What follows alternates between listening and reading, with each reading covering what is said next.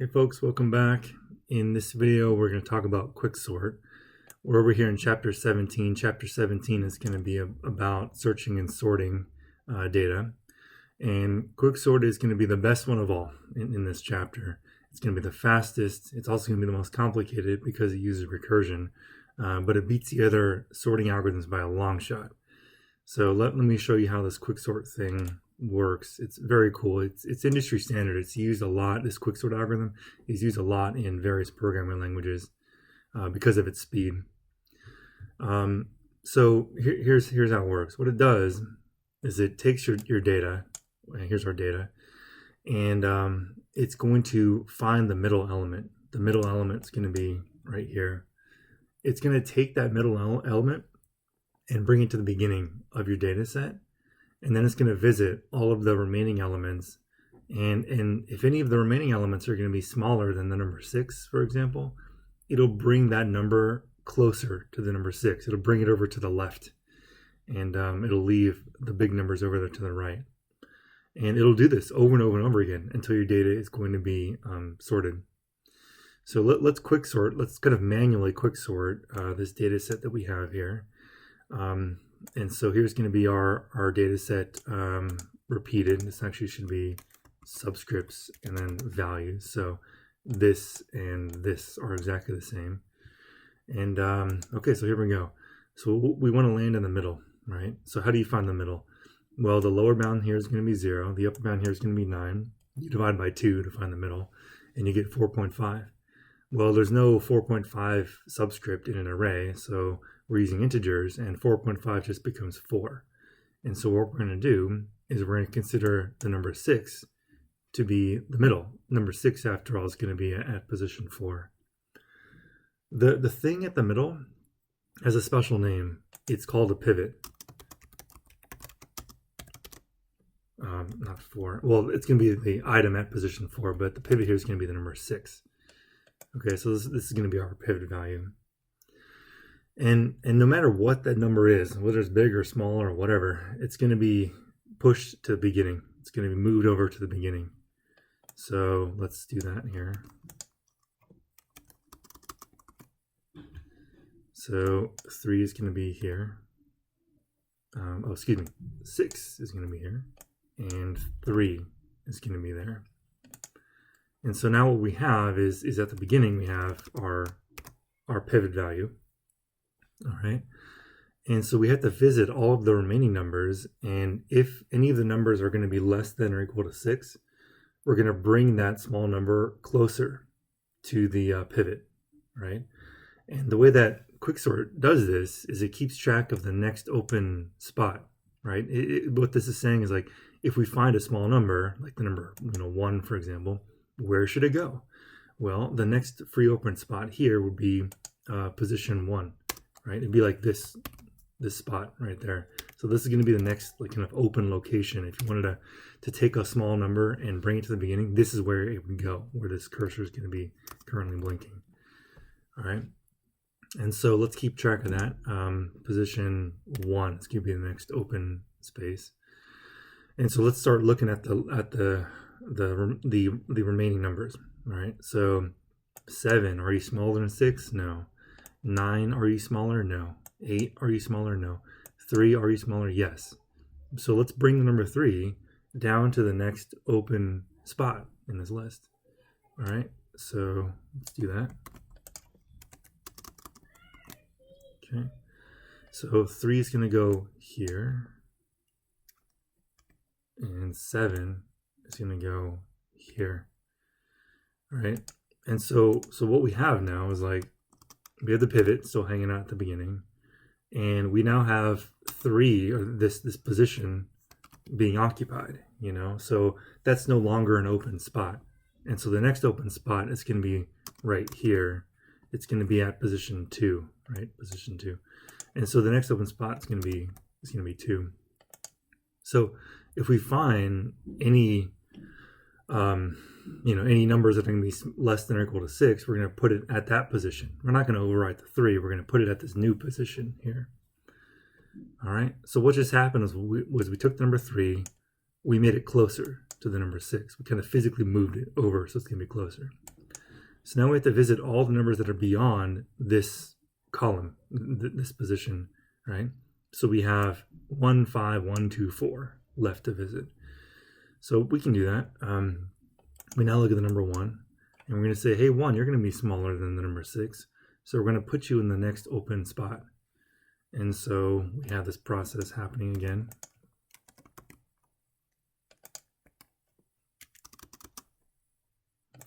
We're going to bring the 1 over to here. We're going to swap it with the 9. So 1 and 9. And now this kind of small spot is now occupied, you know, so it's no longer an open spot. We have to keep track of that. And so the next open spot is going to be the number 3, right? It's going to be at position 3. And so, okay, so what just happened was we moved the number 1 over to here. And let's keep on visiting the other numbers. So now we have to visit 5, 1, 2, and 4. So 5 is going to be smaller than 6. Really, all of these numbers here are going to be smaller than 6. So we're going to have to bring them over to this section of the array that's considered small. You know, so the next open spot here is going to be this position. It's going to be position 3, which holds the number 8. And so let's bring the number 5 over.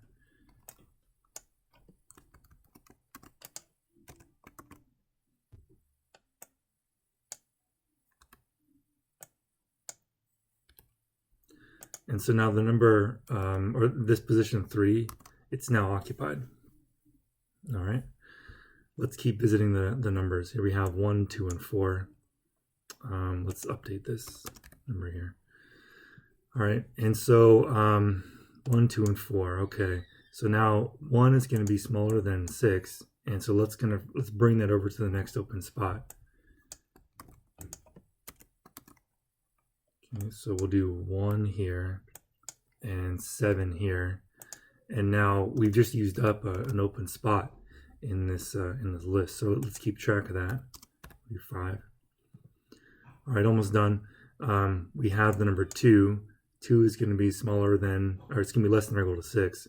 So we're going to bring it to the next open spot in our list. 2, 9, occupied.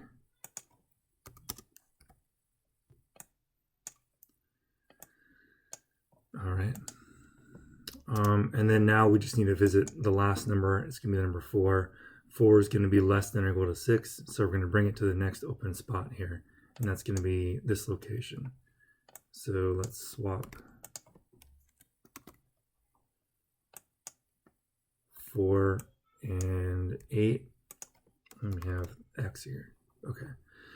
And so, so now we're done visiting all the remaining stuff. Look at this at the high level, right? At the high level, we said, take the middle number, bring it to the beginning, visit all of the remaining numbers, and move the small numbers to the left. And we have done that, right? We took all those numbers and we kind of put them over here to the left, and we put the bigger numbers over here to the right. And so the last step in this pass is to take that pivot and bring it back, not to where it was originally, but kind of bring it back to the end of this small list, right? Bring it to the end of the next open spot number. And so we're going to swap 6 and 4. 6 and 4. And that's going to be the end of the first pass. That's going to be the end of the first kind of iteration through quicksort. And notice that we have now 6 being the biggest small number. You know, like what I have highlighted here is considered the small number list. And so 6 is going to be the biggest out of all of those, and it's going to be at the current position. Everything beyond the pivot is going to be bigger. Everything below the pivot is going to be smaller, less than or equal to, technically.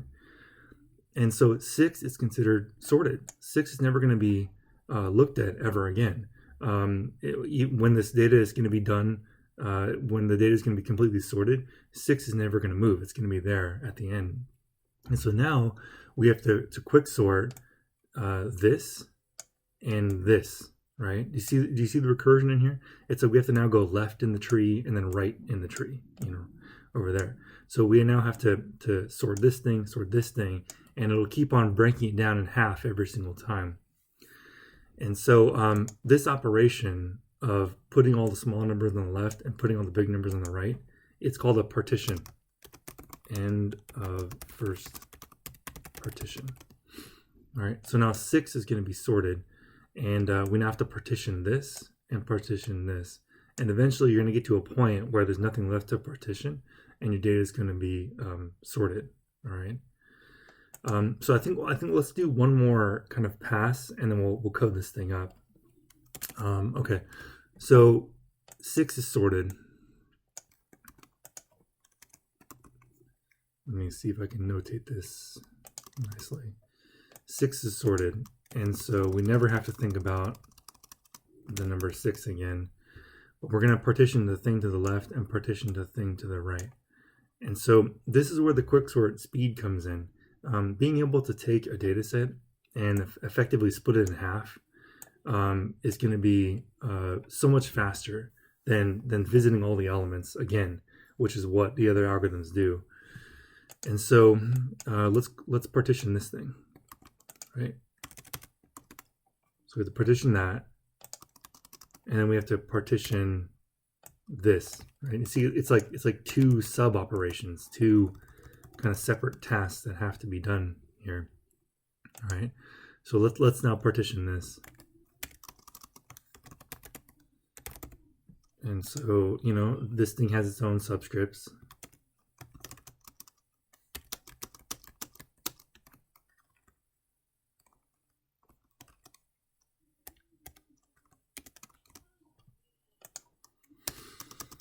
All right, and we just do the same old thing. We go to the middle. The middle of this array is going to be 2.5, but we can't do 2.5 because we're dealing with integers. So we're going to work with 2. And so the thing at position 2 is going to be the number 1, right? And so 1 is, in this situation, is going to be your pivot. And so what do we do once we identify the pivot? We now bring it to the front.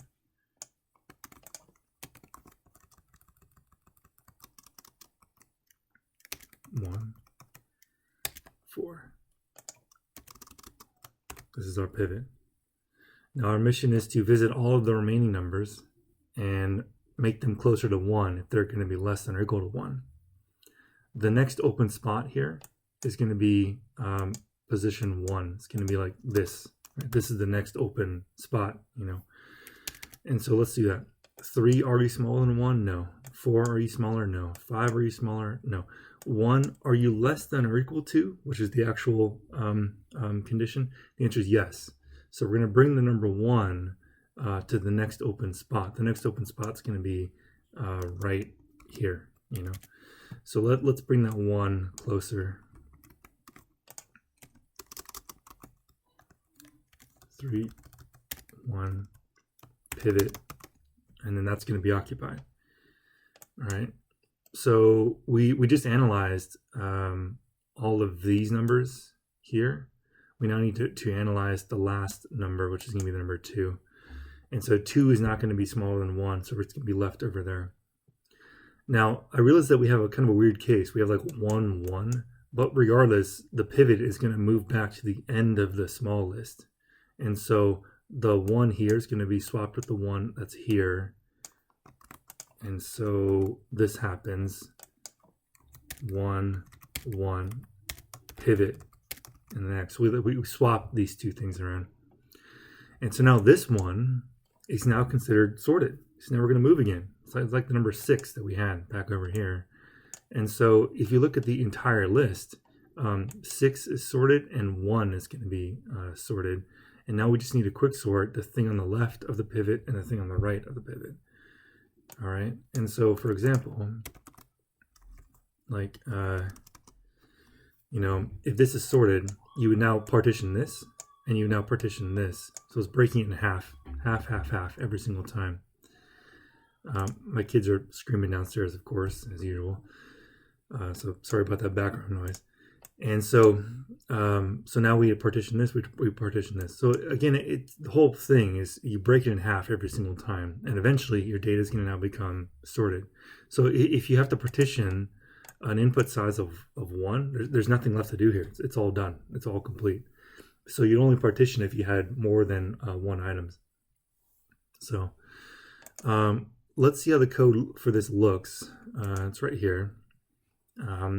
It's essentially just doing what I said. We find the midpoint. We find that pivot value right here. We bring that pivot to the very beginning of the list. And we have a variable called end of list, which is really just going to be the like next open spot variable, you know, so it's going to keep track of like where that is.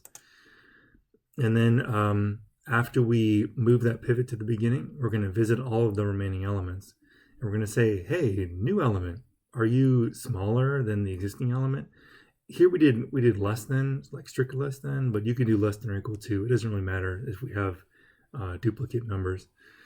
And so if we find a new number that's going to be smaller, we're going to keep track of the next open spot in the list, and we're going to bring that number to the beginning. We're going to bring the number closer to that pivot value. And then after we visit all those numbers, we take that pivot value, which was at the beginning, right? So like 6, we took the pivot, moved to the beginning, and we're going to now bring it back. We're not going to bring it back to where it was originally. We're going to bring it back to the end of the small list, you know? So now we're going to end up with a situation where 6 is going to be kind of the leader of all the small numbers. Everything to the left of 6 is going to be small. Everything to the right of 6 is going to be big. And so that's what the last swap is going to do. The thing that you're looking at here is technically not quicksort. It's called partition. The quicksort algorithm, it just manages all of these partitions. So if you look at the next slide, the quicksort algorithm is actually super short. It says if the lower bound and the upper bound are going to be, you know, strictly less than each other, then we're going to partition our data. We're going to keep track of where that ending point was, like where that small number list ends. So for example, like it'd be like right here, you know. And then we're going to partition the thing, the data set on the left and the data set on the right, right? So look at this. We partition, we figure out where the midpoint is, or rather where the pivot moved to. We partition the thing on the left of it, and we partition the thing on the right of it. And so this is going to be recursive, right? We call quicksort within quicksort, and we're going to be partitioning the left and the right, and then inside of the left, we're going to be partitioning the left of that left, and then the right of that left, and so on. And eventually you're going to get down to a part where you have no data left to sort. All right. And then here's how you call it. So this is going to be a way to make it so the quicksort algorithm takes in just one array. You call quicksort with the lower bound and the upper bound just to get started. And then this algorithm is now going to take over. So here we're doing method overloading, right? We have two methods of the same name. This is going to be a version that just takes in the array. It kind of bootstraps this other method. It provides the actual data, and then your lower bound and your upper bound. Okay, so let's go ahead and code this thing up and see if it'll work. Here we have sort all the words in the given file using quicksort, display the number of iterations and swaps. Use the starter code from example 1. Example 1's right here. So when you set up your project, make sure you have the word list and the words.txt in your project, and then we can get started. All right. So here it is. This is the word list and the words.txt. I haven't modified this at all. I just downloaded it from the slide and put it into the project. And so if you run it,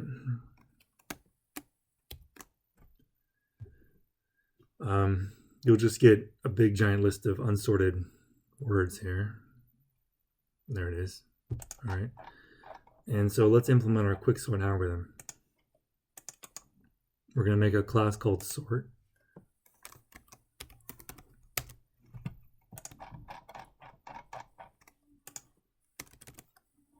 And we're going to make a class called, or we're going to make a method called partition.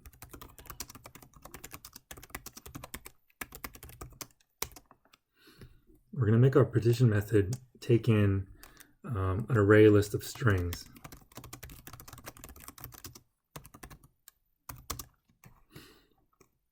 And it's going to also take in a lower bound and upper bound, or rather a starting or ending point.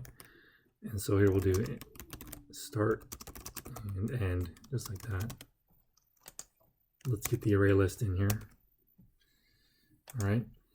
Partition is going to throw all of the small numbers on the left and all the big numbers on the right, and it's going to tell you what's in the middle, like where that middle is going to be located, what separates the big numbers and the small numbers. This is what this return type is going to be. And so let's just follow the pattern here. We're going to find the midpoint. Okay, easy.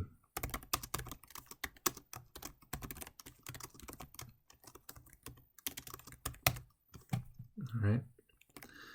We're going to get that pivot value.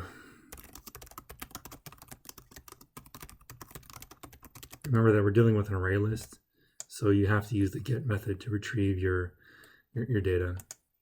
The pivot value in this case, by the way, is going to be a string. It's not going to be an integer, so I made a typo here. It's going to be a string. All right, cool. We're going to take whatever that string is that's in the middle and bring it to the beginning. So we're going to swap. Look at this. We'll swap the element at the beginning with the element at the midpoint. And swap is actually a built-in method in Java. So here we'll just do Alt-Enter, and we're going to say, oh, I guess we can't do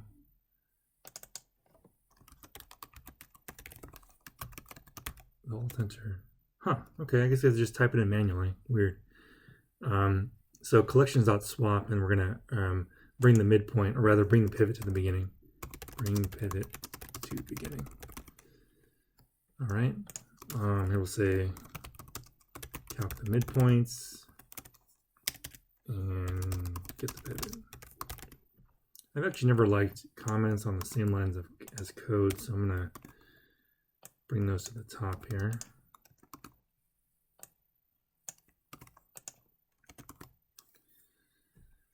Okay, and then we're going to keep track of the small number list.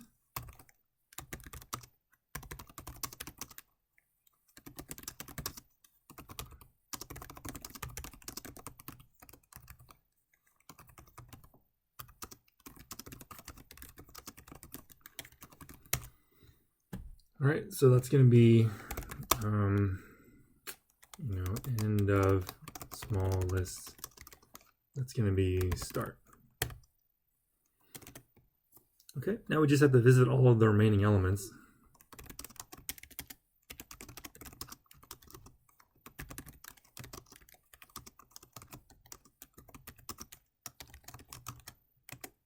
All right. And we're going to say, hey, element, are you less than or equal to the pivot value?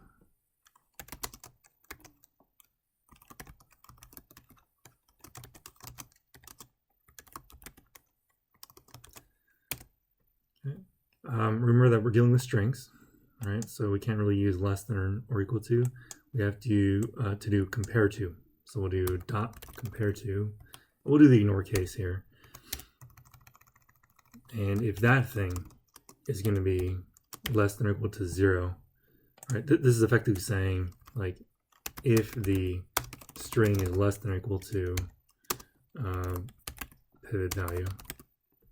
All right, but again, you can't use less than or equal to on strings. We have to use the compare to ignore case with the less than or equal to 0, and that's going to be the equivalent of this statement here.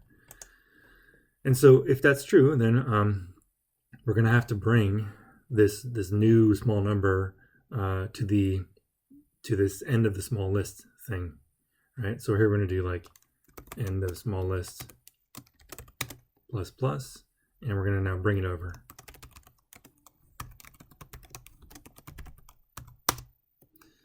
All right, so we're going to be swapping the thing at end of small list and position X. All right, so this would be like this. Like we have the number 6 here, and we're like, hey, 7, are you smaller? No. 9, are you smaller? No. 8, are you smaller? No. 3, are you smaller? Yes. Let's bring it over. So 3 is gonna now go over to here. That's what this is doing. It's saying, hey, 3, you're gonna be smaller, so I'm gonna bump this number up end of small list and then bring you over to that position. And we're going to keep on doing that until we hit the very end of this list.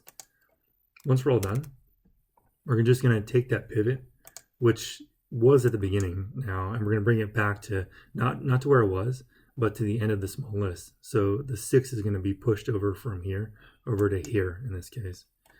And so we're going to be swapping the thing at the start, which is that pivot value. I mean, after all, we moved to the start at the beginning, and we're going to bring it over to the end of the small list.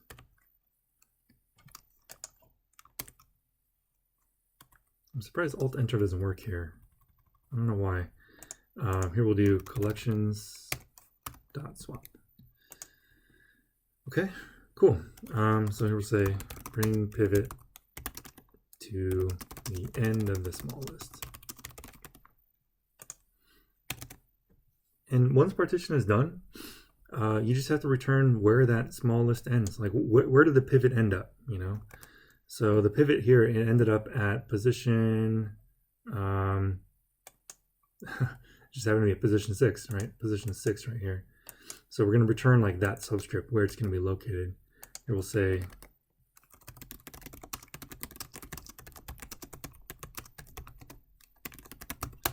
so in this case, it's going to be end of small list. Cool. Here's the code in all of its glory. This thing is super powerful. So let's now actually write the quicksort. Again, remember that this is not quicksort. This is partition.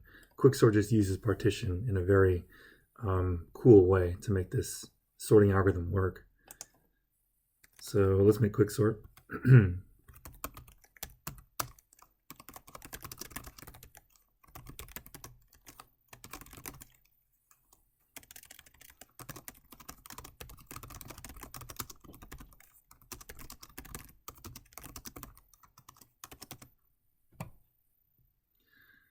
All right, and we're gonna say like, you know, if there's something to sort, then partition it.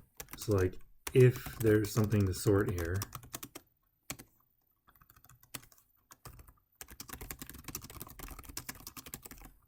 all right, then we're gonna partition it.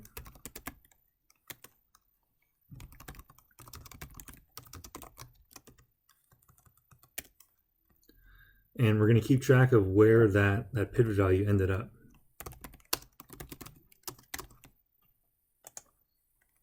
And then we just have to partition the left and the right hand side. So like, you know, the 6th ended up over here. So we have to partition this, everything below it, and then everything above it.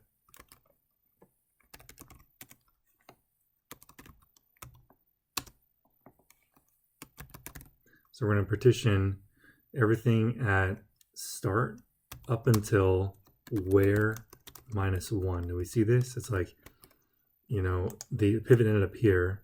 The start was here, and we're going to do a -1. So it'll be like everything over here in this location. So here we'll say quicksort the lower part, and then we have to quicksort the upper part. All right. And so the upper part is going to be where +1 up until the end. Where +1. Okay, well, think about how we got that. It's like, this is going to be the pivot. This is going to be the where value. If you where +1, you're just going to be like right here. And then you want to go to the end. So it's going to give you this 7, 9, 8. And that's going to be where +1 up until the end. All right. And quicksort is going to have to return this actually, no. So quicksort is not going to return that value. You don't have to return anything back. We are all good there, so we'll do void. All right. Now, technically, this is good enough. I mean, you can from the word list, you can like call the quicksort, and then you can provide that data. But it's kind of inconvenient because you have to provide parameters here. You have to do like, you know, 0 up until the size of the data -1. So that's inconvenient. I mean, it's easier to use the other one, sort, double sort, and then there's data, for example. So what we're going to do is we're going to make a convenience method. We're going to make a convenience method that kind of does that for us, right? So here we're going to say like public static void quicksort, and all it's going to do is going to take in an array list, and then it'll just call the more complex recursive version.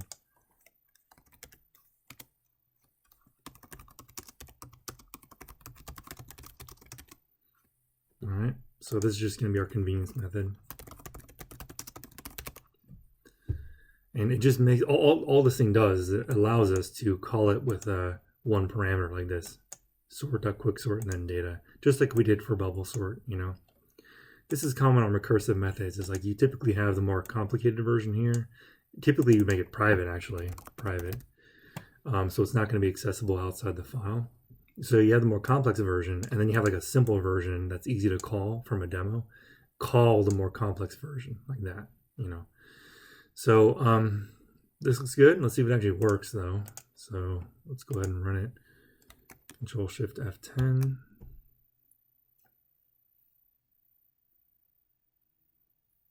And our data is sorted. Here, look at this. Wow, super cool. So the slide said to display the number of iterations and swaps. But I think what I really want to do here is actually do a little timer, a little stopwatch thing, you know. So you could do this just like we did in the other examples, but I think we're gonna stopwatch it, and we're gonna see how long it's gonna take. So let's do that here. Let's make let's figure out what the current time is.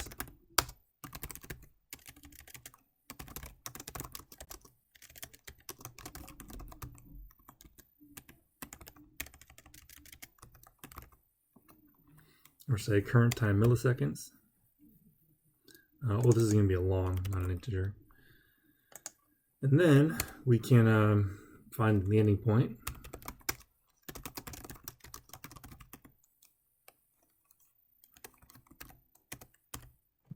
Okay, and then after we print out all of our data, let's display how long it took, right? And so here we'll say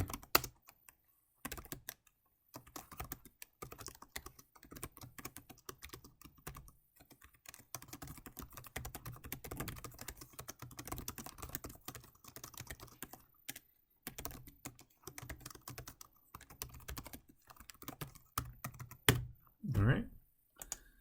So let's run it here. See what happens. Control Shift F10. And holy cow, look at this. 27 milliseconds. That is nothing. That is so small. Wow, I wish I could remember the numbers for bubble sort and selection sort. 27 milliseconds is just unbelievable for speed. 25 here. 26. Yeah, it's going to be pretty consistent. This is why here we're at 33. This is why quicksort is going to be industry standard, because it's so incredibly fast. Here we had 65. I am doing a bunch of other stuff on my other screen, like recording this video and so on. But this is why quicksort is the industry standard, because it just beats everything else by a long shot. It's just unbelievably quick. And that speed, the reason it has that speed is because of this, because of the partitioning, because of the halving. Once it does the first partition, it's going to sort the left side and then the right side. That halving, that kind of cutting the problem in half, is going to be extremely, extremely quick, hence the name quicksort. Okay, so that's it for quicksort. Probably the coolest thing out of this entire chapter. I will see you in the next video.